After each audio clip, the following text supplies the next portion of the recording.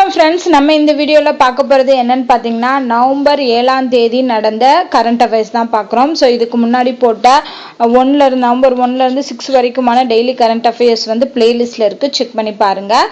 So இதில் first question என்னன்னு பார்க்கலாம். மாநில சட்டமன்றத்தின் குளிர்கால கூட்டத்தொடரில் ஏற்றுக்கொள்ளப்பட்ட 18 மசோதாக்களில் ஆளுநர் RN ரவி அவர்கள் ஒப்புதல் அளித்த மசோதாக்களோட எண்ணிக்கை. ஸோ மொத்தம் 18 மசோதாக்களை வந்து குளிர்கால கூட்டத்தொடரில் ஏற்றுக்கிட்டாலும் ஆளுநர் வந்து சம்மதிக்கணும் இல்லையா, ஒப்புதல் கொடுக்கணும். அவர் இந்த 18 எத்தனைக்கு வந்து ஒப்புதல் கொடுத்துருக்காரு அப்படின்னு கேட்டிருக்காங்க. ஸோ பாதி மசோதாக்கு மட்டும்தான் ஒப்புதல் கொடுத்துருக்காரு, அதாவது 9 மசோதாக்கு மட்டும்தான் ஒப்புதல் கொடுத்துருக்காரு. இதில் ஒரு முக்கியமான ஒரு மசோதா இருக்கு, அது என்ன அப்படின்னு பார்த்தீங்கன்னா தமிழ்நாட்டோட நிதி பொறுப்பு அது திருத்துறதுக்கான மசோதா வந்து 2024 கொண்டு வந்தாங்க. ஆக்சுவலாக அந்த டைமில் வந்து என்ன பண்ணாரு அப்படின்னா வந்து ஃபஸ்ட்டு அவையில் வந்து ஏற்றுக்கிட்டாலும் ஆளுநருக்கு அனுப்பும்போது ஆளுநர் வந்து அதை ரிஜெக்ட் பண்ணிட்டார், ஓகேவா. ஆனால் அவர் ரிஜெக்ட் பண்ண அதே மசோதா 2024 ரிஜெக்ட் பண்ண அதே மசோதாவுக்கு இப்போ வந்து ஒப்புதல் கொடுத்துருக்காரு. இப்படி அவையில் ஏற்றுக்கொள்ளப்பட்டு ஆளுநர் வந்து அதை வந்து ரிஜெக்ட் பண்ணதுக்கு அப்புறமும் திருப்பி வந்து அக்செப்ட் பண்ணுறது வந்து இதுதான் முதல் முறை அப்படின்னு சொல்கிறாங்க. ஸோ அப்படிப்பட்ட ஒரு மசோதாவும் இந்த 18 மசோதாவில் அந்த ஒரு மசோதா இருக்குது, அதுக்கு இப்போ வந்து ஒப்புதல் வந்து கொடுத்துருக்காரு, ஆளுநர் வந்து ஒப்புதல் கொடுத்துருக்காரு. அடுத்த கொஸ்டின் பாருங்க. ராஷ்டிரிய ஏக்தா திவாஸ் என்னும் தேசிய ஒற்றுமை தினம். தேசிய ஒற்றுமை தினம் வந்து ஒவ்வொரு வருஷமும் எந்த தேதியில வந்து நம்ம செலிப்ரேட் பண்றோம் அப்படின்னு பாத்தீங்கன்னா அக்டோபர் 31. இந்த ராஷ்டிரிய ஏக்தா திவாஸ் தமிழ்ல தான் வந்து தேசிய ஒற்றுமை தினம். இது யாரோட பிறந்த நாள் அப்படின்னு பாத்தீங்கன்னா சர்தார் வல்லபாய் பட்டேல்.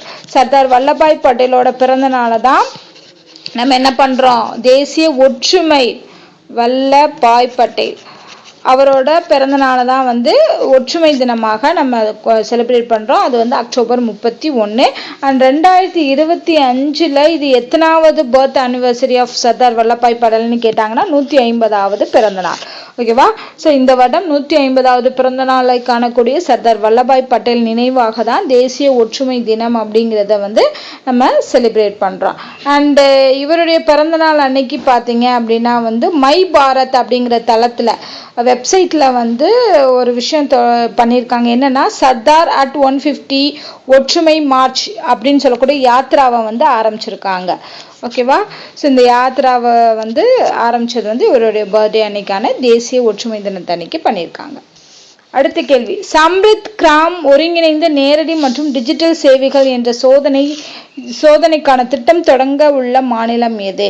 ஸோ எந்த மாநிலத்தில் இந்த சம்ரித் கிராம் ஒருங்கிணைந்த நேரடி மற்றும் டிஜிட்டல் சேவை, அதாவது என்னன்னா ஒரு குறிப்பிட்ட கிராமங்களை தேர்ந்தெடுத்து அந்த கிராமங்களில் வந்து இந்த டிஜிட்டல் சேவை அப்படின்னா என்னன்னா FTTH, அதாவது இந்த வைஃபை கொண்டு வர்றது, இந்த ஃபைபர் மூலியமாக வைஃபை கொண்டு வர்றது, அப்புறம் அவங்களுக்கு நெட் வசதி உருவாக்கி கொடுக்கறது, இந்த மாதிரி அவங்கள வந்து டிஜிட்டல் சேவைகள் மூலமாக அவங்களோட அந்த கிராமங்களை வந்து இன்னும் மேம்படுத்துறது அப்படிங்கிறதான் இந்த சம்ரித் கிராம் ஒருங்கிணைந்த நேரடி மற்றும் டிஜிட்டல் சேவைகள்.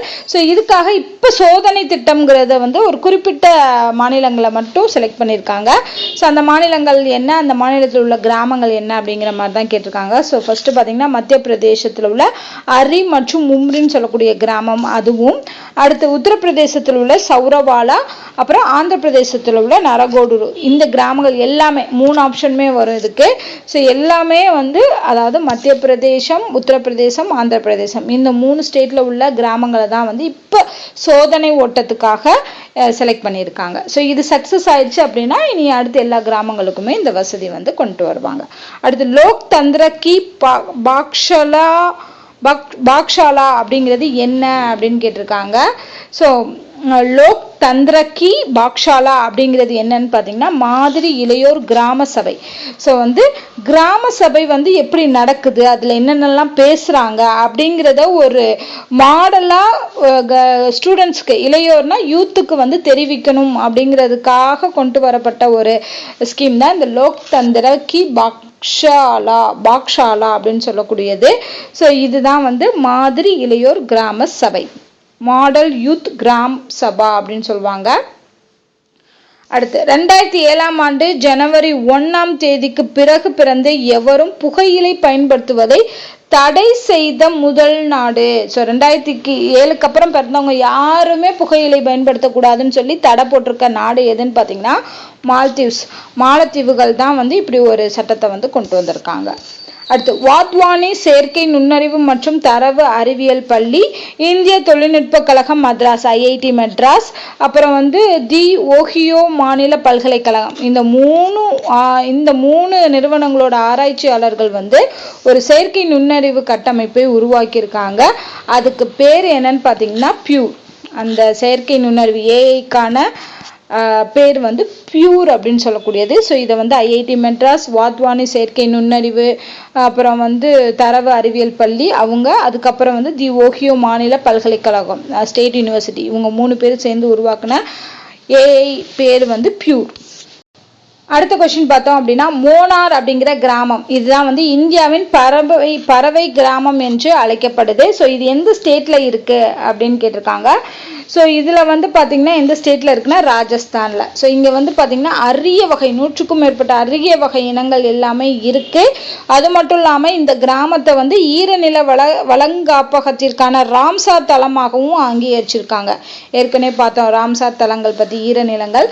ஸோ அந்த கிராமம் தான் வந்து மோனார். இந்த மோனாருங்கிற கிராமம் வந்து எந்த ஸ்டேட்டில் இருக்குது அப்படின்னு கேட்டாங்கன்னா ராஜஸ்தான். இந்த கொஸ்டின் பாருங்கள், 2025ஆம் ஆண்டின் உலகின் மோசமான காற்று தரங்களை கொண்ட நகரங்கள்ல இந்தியாவில் முதலிடம் பெற்ற நகரம் எது?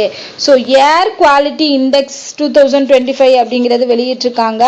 ஸோ அதில் ரொம்ப மோசமான காற்று தரங்கள் உள்ளது. அதில் ஃபர்ஸ்ட் பிளேஸில் இருக்கிறது ராஜஸ்தானோட ஸ்ரீ கங்கா நகர், 2வது பிளேஸில் இருக்கிறது ஹரியானாவோட ஷிவானி, அடுத்து வந்து பஞ்சாபோட அபோகருங்கிறது 3rd பிளேஸில் இருக்குது. இந்த இந்தியாவோட சிட்டிஸில் இவங்க எடுக்கும்போது டெல்லி கூட 4th பிளேஸில் தான் இருக்குது. பட் ஃபர்ஸ்ட் பிளேஸில் இருக்கிறது ராஜஸ்தான் ஸ்ரீ கங்கா நகர் தான்.